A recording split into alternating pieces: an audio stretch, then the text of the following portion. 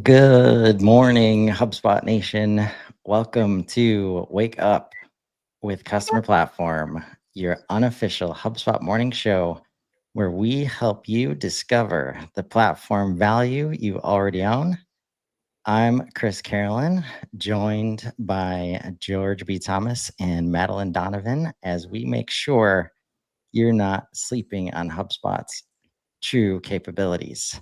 If you're joining live, drop a hello in the comments and let us know what you're building in HubSpot today. George and Madeline, how are we feeling on this Friday, March 21st? Feeling good. Feeling ready for these updates. Yeah, I'm ready That's to rock good. and roll. Ready to rock and roll, brother. I think that's step one for everybody usually. Yeah. Like, be ready for the updates. They will be they're here coming. every day. Yes.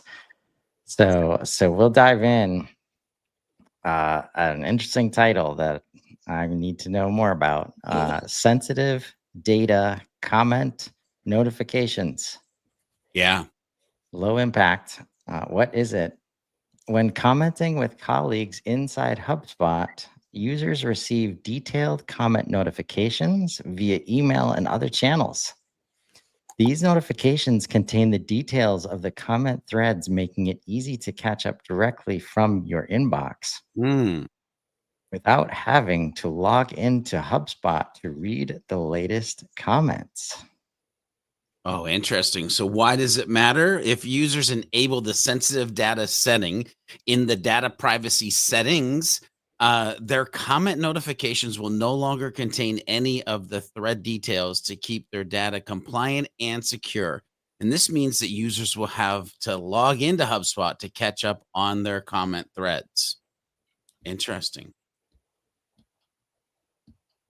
Yeah, this reminds me of the reason why a lot of like back office people often don't like logging emails and doing stuff in HubSpot, because there often is sensitive information. It's been very hard to, like, once you bring it into HubSpot, hard to permission it and make sure other people aren't seeing it. So, like, if you're a HubSpot admin, you're forced into this situation where stuff should be logged and it can't be, and that's the kind of stuff that kills adoption.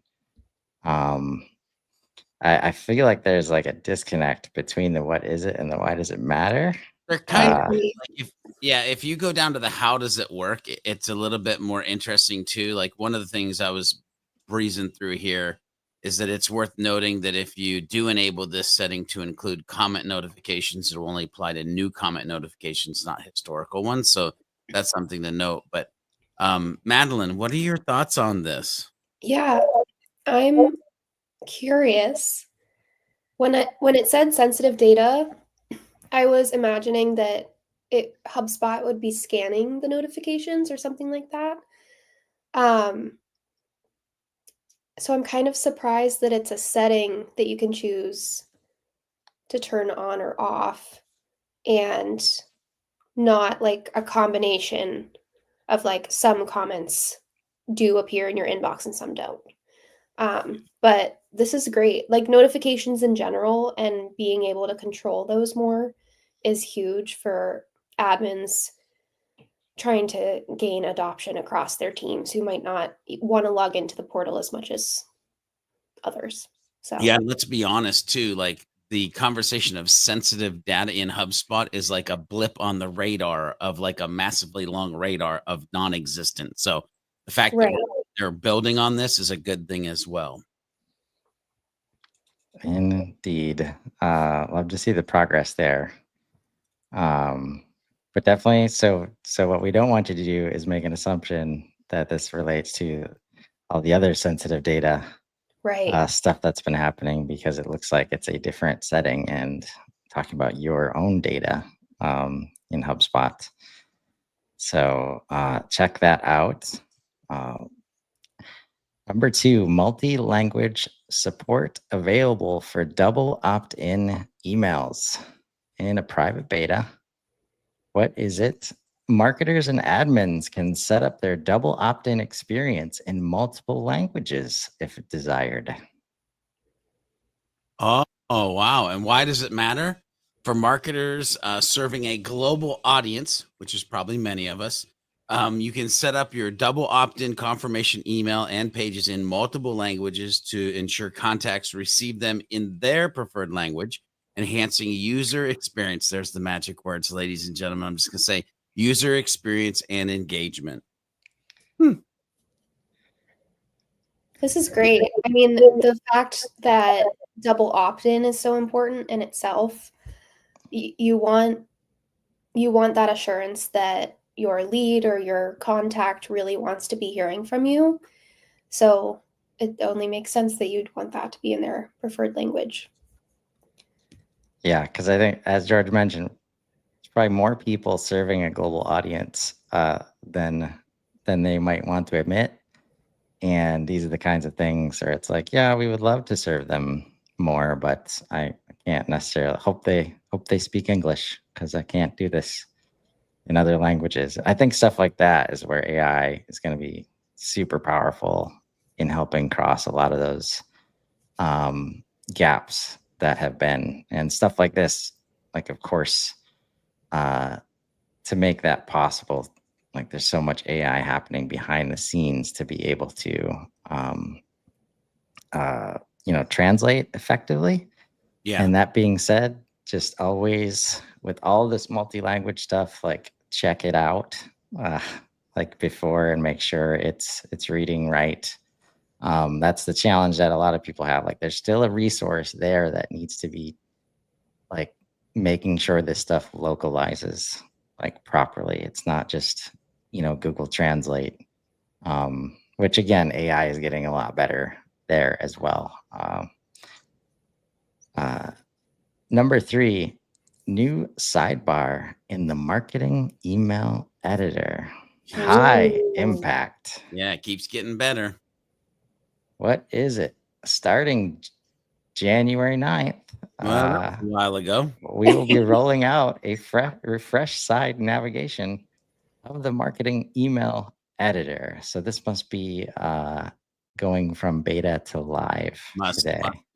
Must be. So you might be wondering, HubSpot users, why does it matter? This sidebar in the marketing email editor has been refreshed to improve the accessibility and usability of certain tools and features, as well as introducing a new email contents tree. I'm just noticing that I've been using this and didn't know that I was using it. There you go. Yeah, I think I remember when I first saw this, George, it's just like anybody using CMS, like, in the CMS tool set, right? Like, a lot of these are like, okay, finally, like, we can start to build stuff, the way that we always have in this spot, and the way that they've started to bring this into almost all of the tools that relate to creating, like, a digital, front end experience. We're seeing it in knowledge base now, finally. I talked to customer portal team earlier this week, and maybe it's coming there too. It's definitely on their mind. So very cool to see this. Particularly the style button, I will highlight as one of my favorite buttons of all the buttons, because if I'm not mistaken, I think you had to edit the style of an email, either all custom in the email, or you could go to your template email or your brand settings to make changes there. But now, if I made a bunch of changes in my email and I forgot to apply my branding that I wanted to, you can edit the style and it just changes it all for you. It's great. I love it. And the fact that it's now like desktop and mobile email, that you can do that in here. Anyway, it's getting so good. I'll leave the email to you guys if you don't mind. That's funny. Number 4, because I want to do stuff like this. Breeze Content Agent, create podcasts, medium impact. What is it?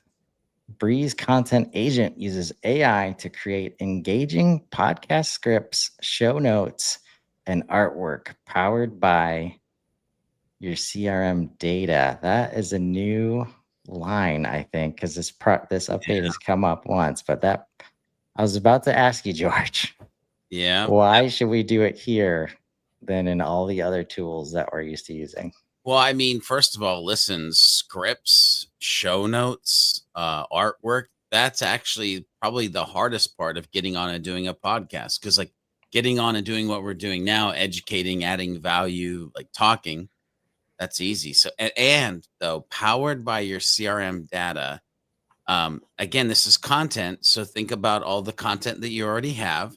Think about all the things that it knows the way that you've said them or would want to say them. And think about like the creation of scripts. For instance, I go to my AI clone to ask it to create videos or to write articles or to because it knows how I would say it and do it. So this for you, if you're using HubSpot and the content tools, is this. So why does it matter? Let's get into that. Content marketing is more important than ever. Hashtag truth. However, 50%.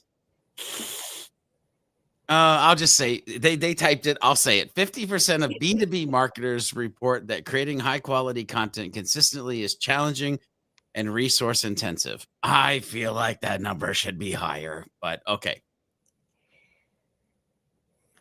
Yeah, probably the key phrase is high quality content Yeah. consistently there. And I remember talking to Ankur when they first were bringing this out. And the part that I'm interested to run through again is like the artwork, right? Like, because it's not like images on a web page or a blog where you can kind of abstract it if you want to. Like most artwork I've seen, it's like it needs a title and it needs the name of the episode, and you know, and so I was just always it was just always a step that I skipped. Um, and that's where I think like the challenge is like the first movers into this, especially if you're trying to support people that have not done it before and they're used to, but they've got all this other stuff they've been doing as a marketing team. Like they need to be able to like align with that brand stuff. So the creating artwork from scratch part, it's going to be interesting to see how that progresses, I think. But the rest of it, yeah. And that's where like powered by CRM data on Anchor's case for a while. Like, I know the podcast is an object.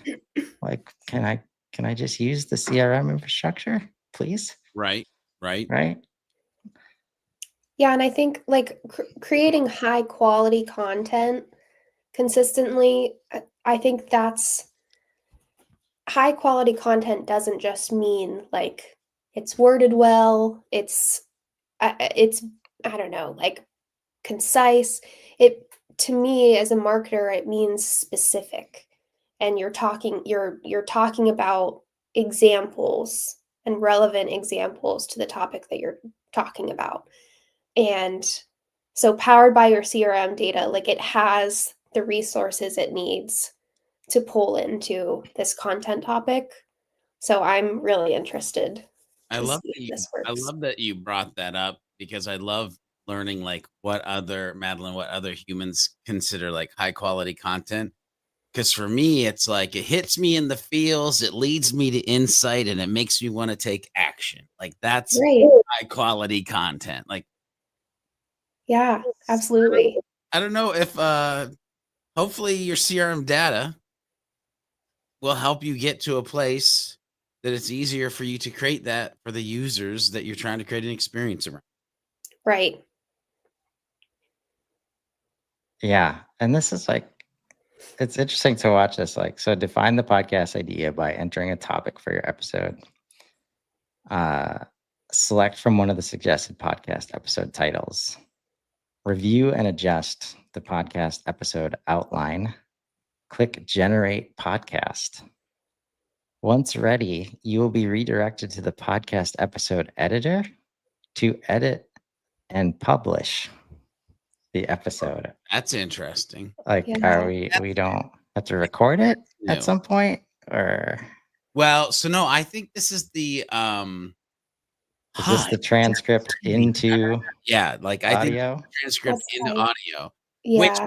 I would be a big fan of if I could give it my voice. Right? Mhm. Yeah. Agreed. Man, I think I said it yesterday. We need like a content I mean, area, content agent, content remix episode yeah, workshop at some point just to dig into, because this stuff, when it's right next to the case studies that we've been starting to use it profoundly, and all this stuff can feed content remix now, and you can use more than one thing at a time. yeah. Like that's where, once you get the strategy right and your brand, the AI brand settings and stuff like that, um, man, talk about an Iron Man suit for content. Which, by the way, I can't move on without telling my boy Onyx that I think he sounds dope on all my blog articles. But the day that I can switch out Onyx for George B. Thomas on all my blog articles, homeboy, you got to step to the side. I'm just going to throw that out there. Indeed, indeed. We'll keep moving. Breeze record summaries, moving to the right sidebar. Off the bat, not sure I like that part. What is it? The Breeze record summary card is now located in the right sidebar, helping you save space on your records while ensuring you can see key details no matter which tab you're viewing in the middle of the page. Mm. Interesting, because it used to be like center, but this update streamlines your records page by keeping essential information accessible at all times. Previously, the Breeze record summary card was located in the overview section of the record page, requiring extra clicks to reference while navigating tabs. Now, with its placement in the right sidebar, you can quickly view the summary without losing context. My only question is, why don't you just give us the choice if we Yeah. want to put it in the right side or the overview? Because maybe some humans liked it just where it was, but I get it. Anyway. It's gonna be interesting when they maybe don't have the right sidebar anymore. Right? Oh man, Interesting is a choice word. yeah. Well, all the things that I've seen, as far as like, there was a great Edmunds hug about where they were going with the customer record, with the contact record, and um, you know, uh, I think it's gonna be interesting to see what they do between 2 columns and 3 columns. Uh, but they are getting a lot better at kind of creating these user design experiences with so much information on one screen. So I see this as like, I mean, they didn't tell us it was coming in the center, and then it Right. did. And now, like, this is just, hey, by the way, we're doing some more testing here. Basically, Yeah. that's probably what this is. It may be the first iteration of 17 other iterations of where we'll find it in the future, to be honest with you. Yeah. And Willem mentions, depends on how it is coded. Some cards are only coded to work with a bit more screen real estate. That's a good point. Yeah. Thanks for joining today, Willem. We'll continue a smarter campaign goals experience. Oh, that's a bold statement. Well, you know what? It probably is smarter if it's not just a text field. So let's see. Oh, there you go. my goodness. Let's make sure. We haven't even read anything yet. What is it? Introducing the campaign goals tracker, a smarter way to set, track, and report on your campaigns. I love it. A redesigned and more sophisticated goal setting, management, and reporting experience is available now. So why does this matter to you? Okay, so campaigns depend on clear, strategic goals, yet today's reporting experience lacks a truly goal-oriented framework. #truth.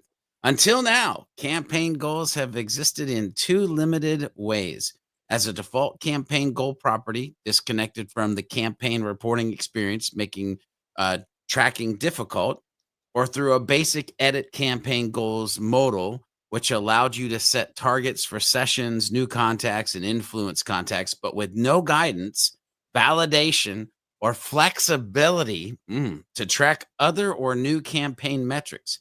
Without an integrated approach, you may struggle to define the right goals, find inspiration, and measure success effectively. That's why we, HubSpot, is introducing a smarter, more intuitive way to define, monitor, and report on campaign goals, ensuring every campaign is built for success. I'm hitting the join beta button. I need Ah, to see I'm more. so excited about this.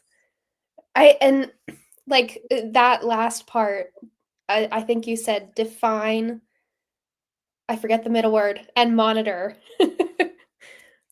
Define, monitor, and report. Yes, that's Yeah. so essential. And I was just thinking as you were talking, George, like as marketers, we use it, marketer to marketer, we use a lot of words when we're talking about campaign goals. Yeah.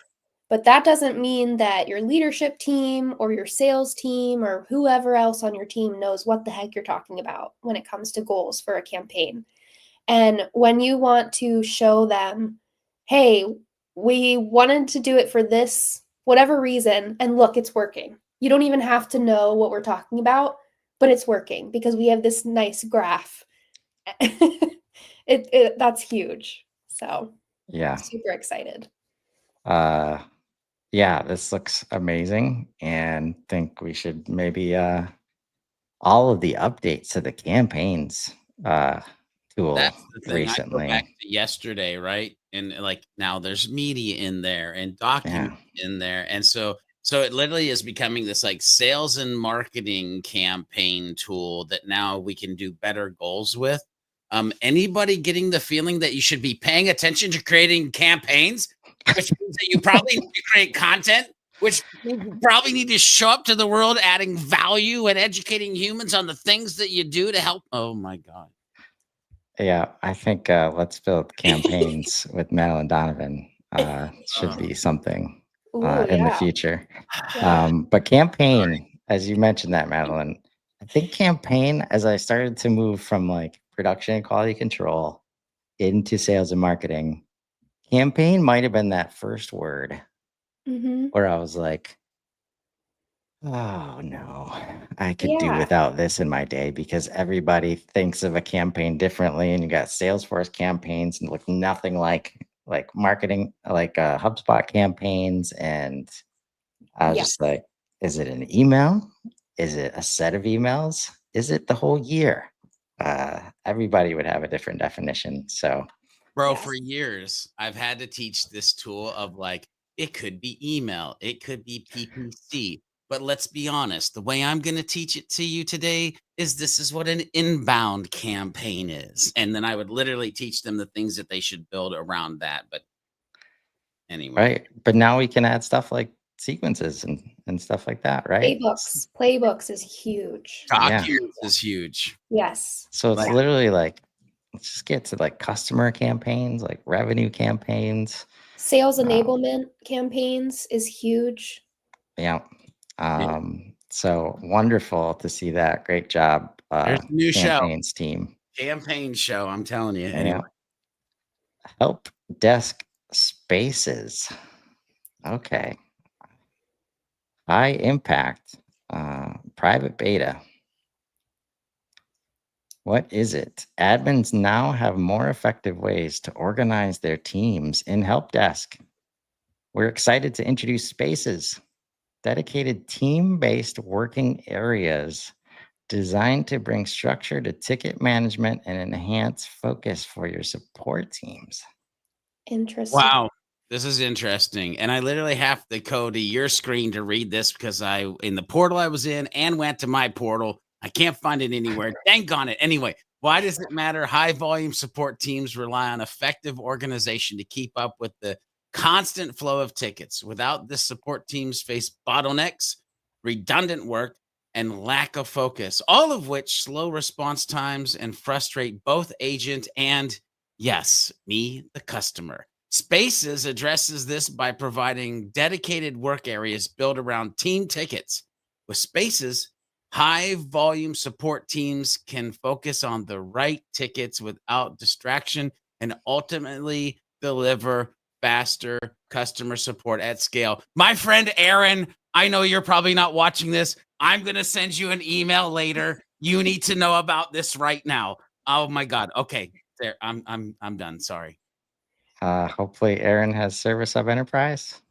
I think Aaron has all the things around Okay. help desk. Like he is highly focused on help desk Yep. and support. And so, yes, Aaron, I hope you do have Service Hub Enterprise because let's go.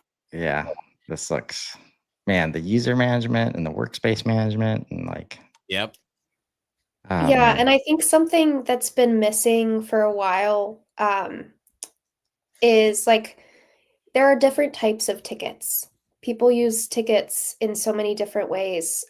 We use tickets obviously in so many different ways. And so your team needs to see those in different ways and compartmentalize those reasons for those support streams. So that's great. Do more in your HubSpot. Get more teams in there.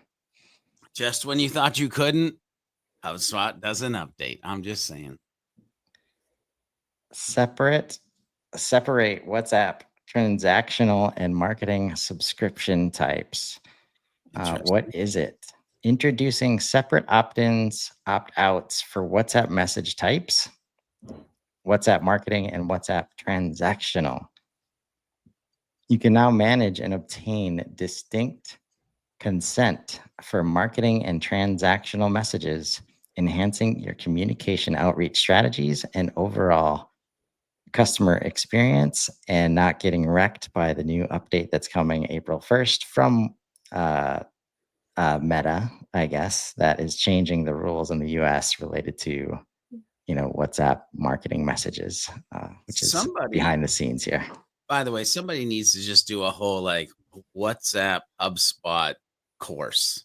Yes. Like there's a ton of questions. People are confused. They're not really sure of the power. Like this is one area where I wish somebody that was just like a WhatsApp and a HubSpot nerd would be like, and I'm going to build education around it because it would create fire on the internet. Anyway, why does it matter? Enable separate opt-ins / outs for marketing versus utility WhatsApp template messages. This matters as any business initiated messages sent outside of WhatsApp 24-hour conversation window require portal users to use a pre-approved WhatsApp template, and businesses can only send template messages to users who have subscribed to receive messages from them on WhatsApp. This approach will address the need of businesses that may lose critical communication opportunities. Critical communication opportunities due to previous broad opt-outs and provide a pathway to help me, Jesus, a pathway to respect customer preferences while maintaining necessary engagement like order confirmations, account alerts, etc. It's all about the humans, ladies and gentlemen. You got anybody using WhatsApp out there, George or Madeline? I don't at least that I know of, because we never talk about it. Right. Yeah, and I think it's not tried because people don't even want to touch it, or they don't see themselves or their network as people who need it. And let's be very careful. As 3 Americans sitting right, exactly. Americans feel this way. Exactly. A whole other world that is like, we've been using WhatsApp for the longest of times. Humans so yeah. It's exactly. Thank you for voicing that for me. And I think too, it's a global marketing. It's huge for global marketing. So between this and the multi-language support, it's great to have this option. And I love that keyword respect and your reaction to it. Yeah, there are two communicative monsters that I battle with, understanding which one would be the most powerful or if I should be using both, to be honest with you. And they are WhatsApp and SMS. Yeah. Both of those, I sit here as a marketer, as a salesperson, as a business owner, and go, I don't know. I don't know. Yeah. And you start to see a little bit of the like because this change only impacts US WhatsApp. And when you think about it and what we see in HubSpot, like Lucy and I just we talked about emails yesterday on the Let's Build a Superhuman or Super Admin, Yeah. same thing, right? About all the different email types that there are in HubSpot now, Yeah. one-to-one transactional marketing, and how like everything used to be tied to marketing, even the transactional email add-on. She was telling me, which I didn't really know, like requires Marketing Hub to go on to you. But we've seen them start to move away. Like we can do things with sequences. Like Commerce Hub is just chock full of transactional emails happening. We can do Service Hub. We can do surveys just with Service Hub now in workflows. So I think what's happening here is like because regulation didn't require it in the US, it was just one like WhatsApp marketing, like just do whatever you need to do. But everywhere else in the world that had to deal with regulation has already been set up for this, separation, to my understanding. And now that was the big change. So what we see is per Meta policy, any template messages require users to have subscribed to receive messages on WhatsApp. And there's a nice link to learn more about what's happening. So if WhatsApp's important to you, check this out. And that's all we got. Only True. 8 today. So we will wrap there. Thanks so much to Madeline and George for diving into these updates. Remember, folks, you probably already own the solution you're looking for in HubSpot, and it might be called campaigns. Sometimes you just need to wake up to it. Join us on Monday, where Madeline again will be filling in for Casey all next week. Casey, hope you're enjoying your vacation out there. And we'll be with George to continue exploring what's new in the ecosystem. Drop your biggest takeaway in the comments and let us know what capabilities you want us to wake up to next. Until then, I'm Chris Carolyn. I'm George B. Thomas. I'm Madeline Donovan. And this has been Wake Up with Customer Platform. Now go build something amazing. Have a great weekend, everybody. Bye, everybody.